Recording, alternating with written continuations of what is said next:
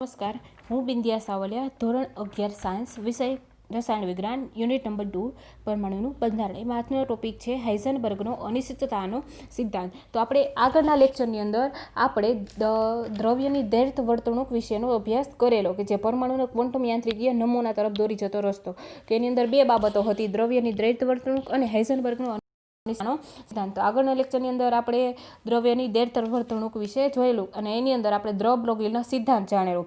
તો દ બ્રોગલીનો સિદ્ધાંત શું હતો? તો કે દરેક ગતિ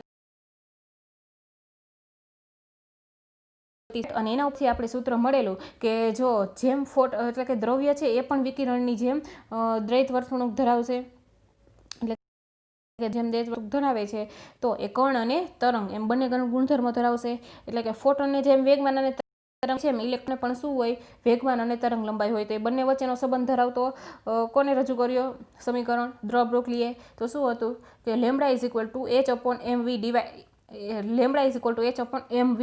તો mv એટલે દળ ગુણ્યા વેગ. તો વેગ કોના બરાબર હોય? વેગમાન બરાબર, રાઈટ. તો lambda is equal two h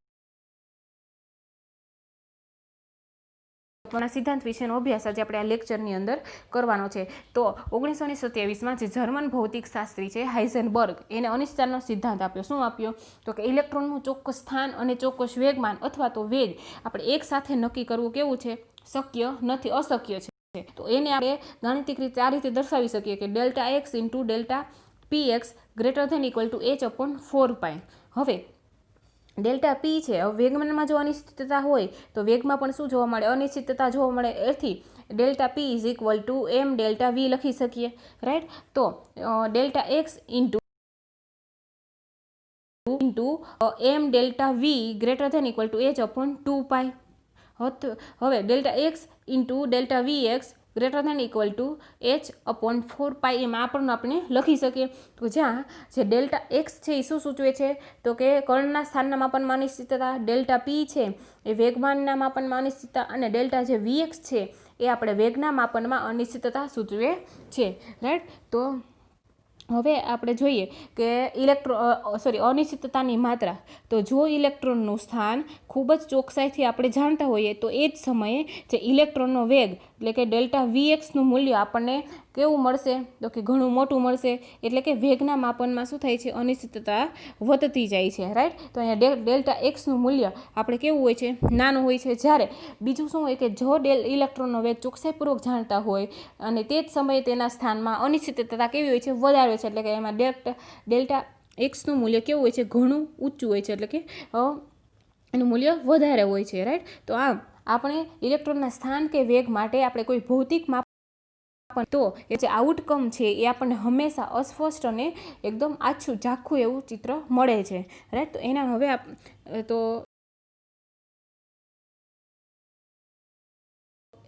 એટલે એમને એક પાતળા કાગળની જાડાઈ માપવા માટે આપણે એનું માપન કર્યા વગરની માપપટ્ટીથી માપવાનું કહેવામાં આવે તો સ્વાભાવિક છે કે મળતા પરિણામો આપણને અચોક્કસ અને અર્થહીન હશે, રાઈટ. ધારો કે તમને પાતળા કાગળની કોઈ અંકિત એટલે કે માપ લખેલી અથવા તો માપન કરેલી તો કાગળ જાડાઈ કરતાં ઓછી જાડાઈ માપે તેવું સાધન વાપરવું પડે. હવે એ જ પ્રમાણે જો આપણે ઇલેક્ટ્રોનનું સ્થાન નક્કી કરવું હોય, એની માપણી કરવી હોય તો શું કરવું પડે? તો કે ઇલેક્ટ્રોનને આપણે અવલોકિત કરવા માટે, એને અવલોકનવા માટે, ઇલેક્ટ્રોનનું સ્થાન નક્કી કરવા માટે આપણે ઇલેક્ટ્રોનના પરિમાણોના કરતાં ઓછા પરિમાણોવાળા એકમમાં અંકિત કરેલી માપપટ્ટી વાપરવી પડશે. અને શું ધ્યાન રાખવામાં આવશે કે ઇલેક્ટ્રોન છે એ બિંદુભાર છે અને તેથી એ કેવો હશે? પરિમાણ વિનાનો હશે. તો ઇલેક્ટ્રોનને અવલોકવા માટે ઇલેક્ટ્રોનને પ્રકાશ અથવા તો વિદ્યુત ચુંબકીય વિકિરણથી પ્રદીપ્ત કરી શકાય છે. અને એના લીધેલા પ્રકાશની તરંગ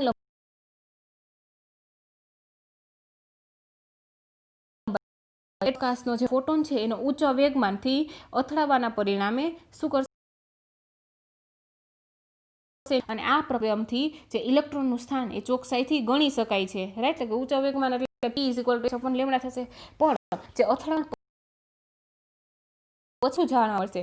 તો આમ એના સ્થાનની ચોક્કસતા મળશે પણ એના વેગમાં ચોક્કસતા મળતી નથી, બરાબર. તો જે આપણે જોયું કે ચોક્કસ સમયે એનું દળ પણ ચોક્કસ હોય, ઇલેક્ટ્રોનનું વેગ પણ નિશ્ચિત હોય, રાઈટ. તો ડેલ્ટા પી બરાબર આપણને શું મળે? 0 મળશે, રાઈટ. અથવા ડેલ્ટા એક્સ ઇન્ફાઇનાઇટ હોય તો જો ઇલેક્ટ્રોનનું સ્થાન ચોક્કસ રાખીએ તો આપણે એનો વેગ નક્કી કરી શકતા નથી। હવે આપણે જોઈએ કે અનિશ્ચિતતાના સિદ્ધાંતનું મહત્વ શું છે, તો કે હાઇઝનબર્ગના સિદ્ધાંતની એક અગત્યતા છે કે ઇલેક્ટ્રોન અને બીજા સમાન કણોના જે નિશ્ચિત એટલે કે ચોક્કસ પથ છે અથવા તો પ્રક્ષેપ પથના અસ્તિત્વ મોટા દળ ધરાવતા વસ્તુઓની પ્રક્ષેપ પથ, તેના સ્થાન અને વેગ જુદી જુદી માત્રાઓથી આપણે નક્કી કરી શકીએ છીએ। તો આ સિદ્ધાંતના આધારે જો આપણે કોઈ ચોક્કસ સમયે પદાર્થનું સ્થાન અને વેગ જાણતા હોય તો એ જ સમયે એના પર આપણે લાગતું બળ પણ જાણતા હોય તો અમુક સમય પછી જે ગતિ કરતો પદાર્થ ક્યાં હશે એટલે કે એનું સ્થાન આપણે નિશ્ચિત કરી શકીએ છીએ અથવા તો એનું સ્થાન છે એ આપણે જાણી શકીએ છીએ।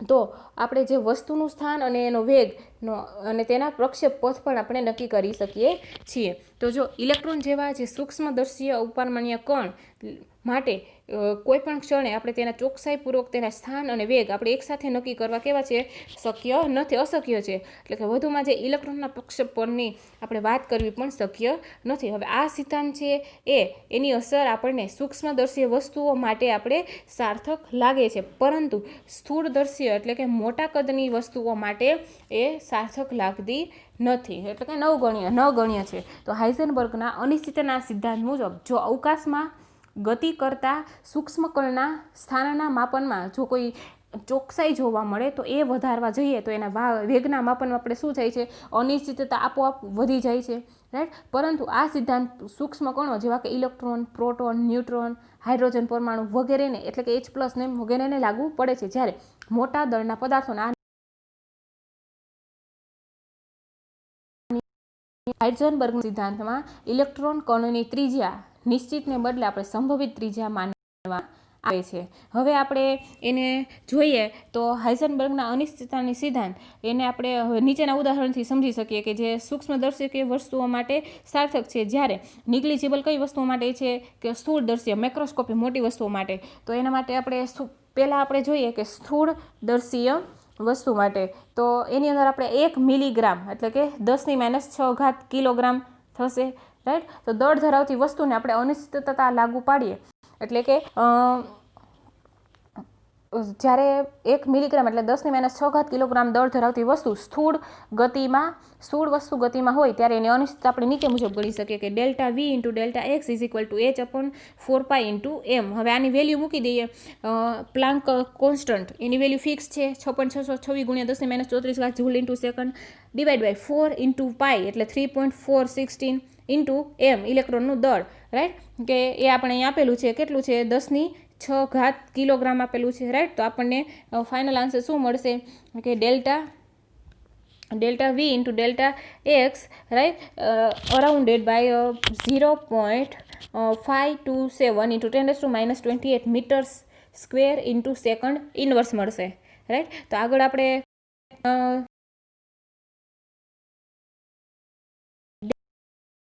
તો 1 મિલીગ્રામ બરાબર 10 મીટર પ્રતિ સેકન્ડ મળશે, રાઈટ। તો ΔV × Δx = 10⁻28 metre square second inverse મળશે। તો આ જે અનિશ્ચિતતાનું મૂલ્ય આપણે ઘણું નાનું હોવાથી કેવું હોય છે, નગણ્ય છે, નિગ્લિજિબલ હોય છે, રાઈટ। તો આથી કોઈ એમ કહી શકાય કે મિલીગ્રામ માપના અથવા તો તેનાથી ભારે વસ્તુઓ સાથે ગણતા જે આનુષંગિક ચોકસાઈ ભાગ્યે જ કોઈ સાચા પરિણામની હોય છે। હવે જોઈએ કે સૂક્ષ્મદર્શીય ઇલેક્ટ્રોન કણ માટે તો સૂક્ષ્મદર્શીય કણ જેવા કે ઇલેક્ટ્રોન માટે જોઈએ તો ΔV × Δx નું મૂલ્ય ઘણું કેવું હોય, વધારે હોય। તો આવી અચોક્કસતા એ સાચા પરિણામની હોય છે। તો ઉદાહરણ તરીકે લઈએ તો ઇલેક્ટ્રોનનું દળ આપણને અહીં આપેલું છે 9.1 × 10⁻31 કિલોગ્રામ છે। તો હાઇઝનબર્ગના અનિશ્ચિતતાના સિદ્ધાંત પ્રમાણે ΔV × Δx H/4πm થશે। હવે આની વેલ્યુ મૂકીશું એટલે આપણને મળશે 10⁻⁴ મીટર સ્ક્વેર × સેકન્ડ ઇનવર્સ મળશે, રાઈટ। તો હવે આનો અર્થ શું થશે તો કે ઇલેક્ટ્રોનનું ચોક્કસ સ્થાન નક્કી કરવાનો આપણે પ્રયાસ કરીશું તો અનિશ્ચિતતા ફક્ત આપણે 10⁻8 છે અને શું થશે ગતિમાં અનિશ્ચિતતા થશે, રાઈટ। તો 10⁻⁴ metre square second inverse divide by 10⁻⁴ metre, right. તો આપણને આન્સર મળશે અહીંયા ઉપર નીચે એક મીટર ઉડી જશે એટલે મીટર × સેકન્ડ ઇનવર્સ આન્સર આવશે, એકમ મળશે આપણને એટલે 10⁻⁴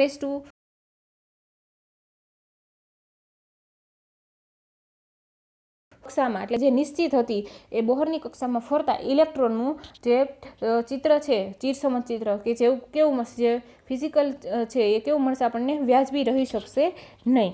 તો એટલા માટે જ એનો અર્થ શું થાય છે તો કે ઇલેક્ટ્રોનના સ્થાન અને વેગમાન એ પરિશુદ્ધ એટલે કે ચોક્કસ નિવેદનોને બદલે આપેલ સ્થાન અને વેગ માટે સંભાવનાને આપણે શું કરવી પડશે, નિવેદિત કરવી પડશે. અને આવું જ પરમાણુના ક્વોન્ટમ યંત્રશાસ્ત્રીય નમૂનામાં થતું જોવા મળે છે. હવે આ થિયરી ઉપરથી આપણે કોયડા જોવાના છે. તો અહીંયા કોયડા નંબર 2.15 આપેલો છે. તો શું છે તો કે સૂક્ષ્મદર્શક યંત્રનો ઉપયોગ કરીને યોગ્ય ફોટોનથી પરમાણુમાં ઇલેક્ટ્રોનનું સ્થાન જે એટલે કે ડેલ્ટા એક્સ આપણને આપેલો છે, ઇલેક્ટ્રોનનું સ્થાન આપેલું છે એટલે એ આપણને 0.1 મળશે. 0.1 એંગસ્ટ્રોમ અંતરમાં જાણવા માટે કરવામાં આવેલ છે તેની ગતિના માપનમાં કેટલી અનિશ્ચિતતા રહેલી છે એ શોધવાનું છે. તો delta x into delta p is equal to h/4π. હવે ડેલ્ટા પીની વેલ્યુ મૂકી છે delta x into m delta v is equal to h/4π. તો આપણે શું શોધવાનું છે કે ગતિના માપનમાં કેટલી અનિશ્ચિતતા ડેલ્ટા વી આપણે શોધવાનો છે, રાઈટ. અને અહીંયા આપણે ડેલ્ટા એક્સની વેલ્યુ તો આપેલી છે, જે ઇલેક્ટ્રોનનું સ્થાન, તો વેલ્યુ મૂકીશું આ સૂત્રમાં. તો પ્લાન્ક કોન્સ્ટન્ટ એની વેલ્યુ ફિક્સ છે, ડિવાઈડ બાય 4 ઇન્ટુ પાઈની વેલ્યુ 3.14. ડેલ્ટા એક્સ આપણને કેટલો છે 0.1 એંગસ્ટ્રોમ, એને મીટરમાં ફેરવેલી છે એટલે 0.1 ગુણ્યા 10⁻10 મીટર ગુણ્યા એમ એટલે ઇલેક્ટ્રોનનું દળ કેટલું છે 9.11 ગુણ્યા 10⁻31 કિલોગ્રામ. એટલે આપણને જે ગતિના માપનમાં અનિશ્ચિતતા કેટલી મળશે તો કે 5.79 ઇન્ટુ 10⁶ મીટર પ્રતિ સેકન્ડ મળશે. કોયડા નંબર 2.16 છે કે એક ગોલ્ફના દડાનું દળ 40 કિલોગ્રામ છે એટલે એમ આપણને આપેલું છે, તેનો વેગ v is equal to 45 metre પ્રતિ સેકન્ડ છે. જો વેગ 2% ચોકસાઈથી માપી શકાય તો સ્થાનમાં અનિશ્ચિતતા ગણો. તો હાઇઝનબર્ગમાં આપણે ડેલ્ટા એક્સ શોધવાનો છે. તો હાઇઝનબર્ગના અનિશ્ચિતતાના સિદ્ધાંત મુજબ વેગના માપન અનિશ્ચિતતા કેટલી છે 2% છે, રાઈટ. એટલે કે જે એનો વેગ 45 એ 2 છે તો 100 એ 2 તો